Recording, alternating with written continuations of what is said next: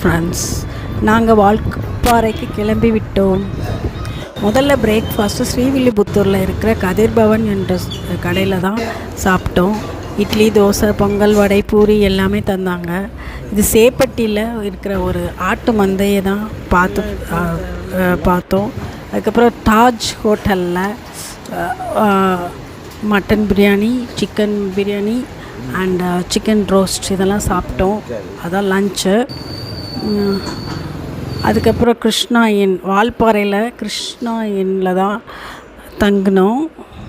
அழகாக இருந்துச்சு, பால்கனி வியூவும் அழகாக இருந்துச்சு. நல்லா என்ஜாய் பண்ணோம். அங்கே பட்டர் ஃப்ரூட்லாம் வாங்கினோம்.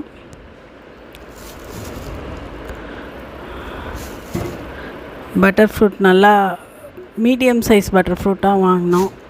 இதோட குட்டியும் இருந்துச்சு. வியூ எவ்வளோ அழகாக இருக்குது பாருங்கள். இது